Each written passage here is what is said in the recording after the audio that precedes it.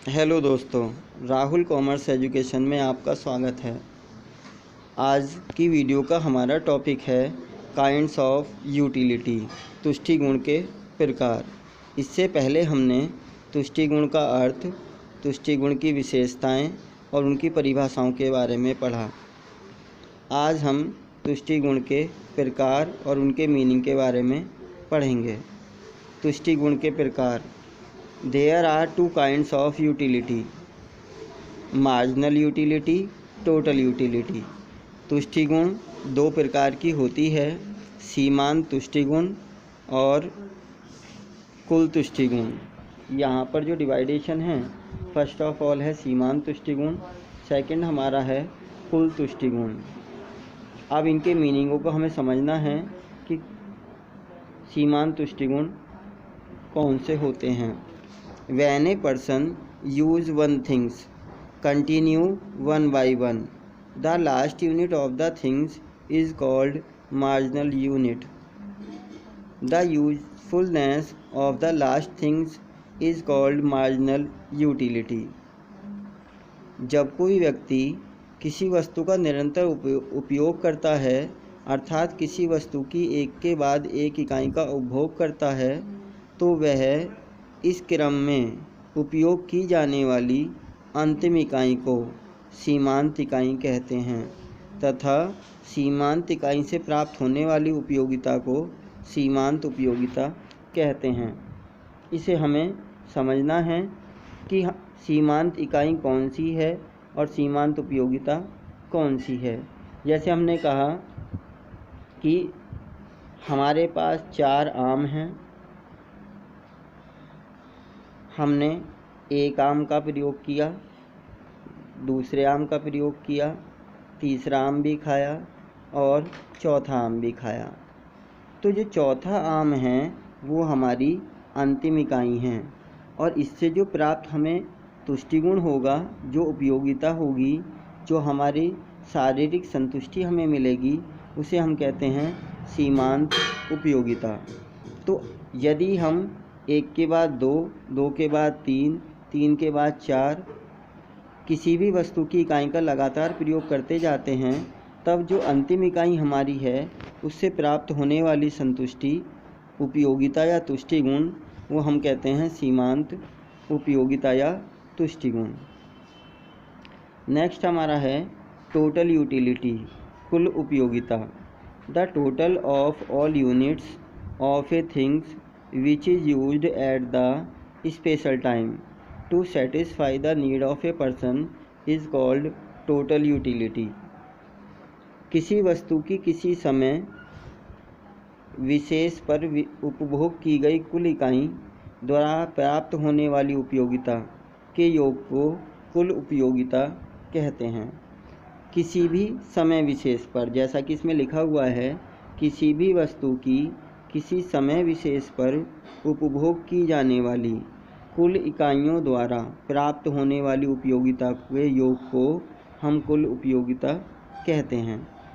इसे भी हम समझेंगे।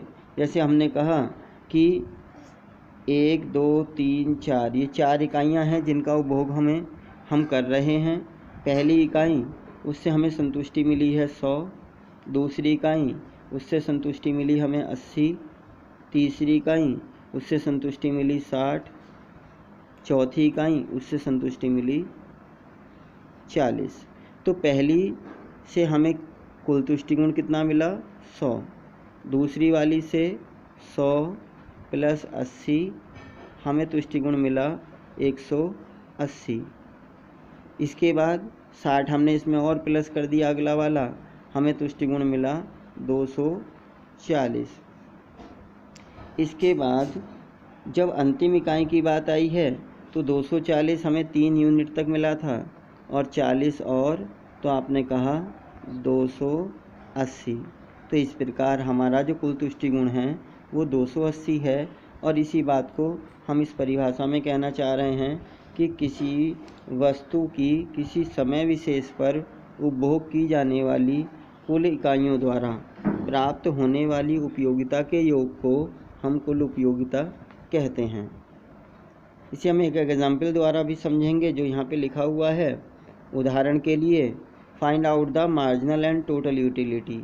हमें फाइंड आउट करना है कि कुल उपयोगिता कितनी है और सीमांत उपयोगिता कितनी है। इसमें लिखा हुआ है यूनिट ऑफ थिंग्स, वस्तु की इकाइयाँ कितनी हैं, मार्जिनल यूटिलिटी सीमांत उपयोगिता कितनी है और टोटल यूटिलिटी कुल उपयोगिता कितनी है।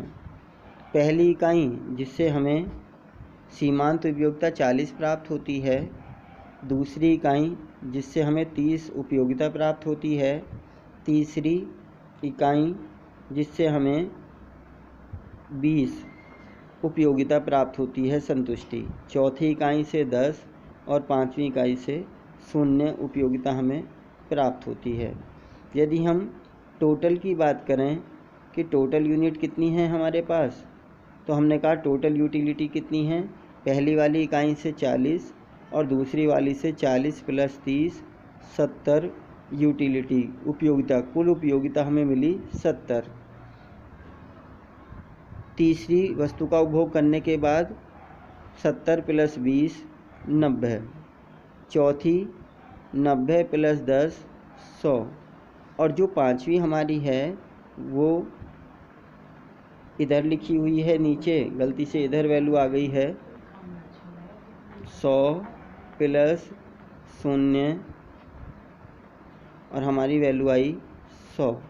तो इसका मतलब है पांचवी यूनिट से 100, छठी यूनिट से वैल्यू नेगेटिव में है, यह वैल्यू हमारी 0 है जो 0 पर है, दूसरी वैल्यू हमारी नेगेटिव है ऋणात्मक -10 और सातवीं यूनिट पर भी हमारे पास नेगेटिव है, ये भी ऋणात्मक है। तो ऐसी कंडीशन में हमने वैल्यू को माइनस किया है। 6 यूनिट पर 100 - 10 90 और 7th यूनिट पर 90 - 20 70। तो जैसे जैसे हम यूनिट बढ़ाते जा रहे हैं वैसे वैसे उसकी जो उपयोगिता है वो घटती जा रही है। पहली पर 40, दूसरी पर 30, फिर 20, फिर 10, फिर 0, फिर -10, फिर -20।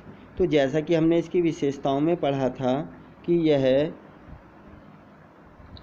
धनात्मक,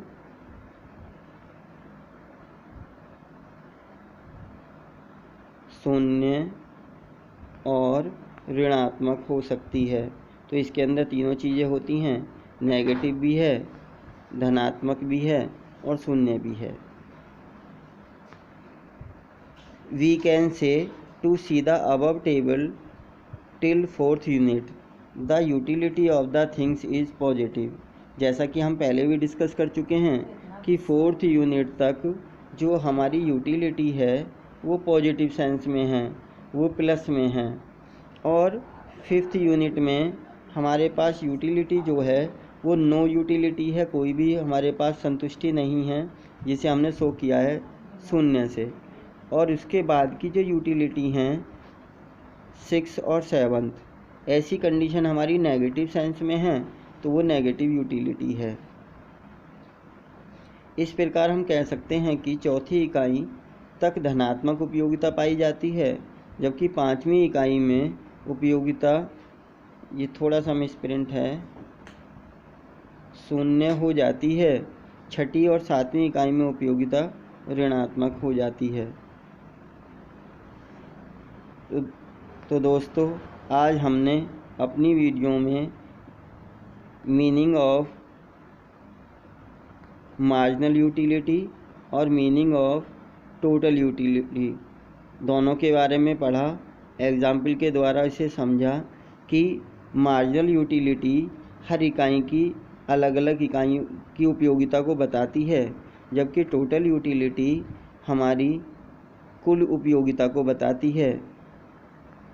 और अंतिम इकाई का संबंध सीमांत उपयोगिता से होता है मार्जिनल यूटिलिटी से, और कुल उपयोगिता का संबंध हमारा टोटल यूटिलिटी से होता है।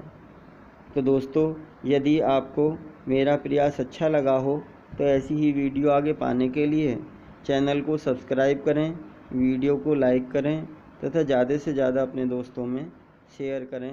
धन्यवाद।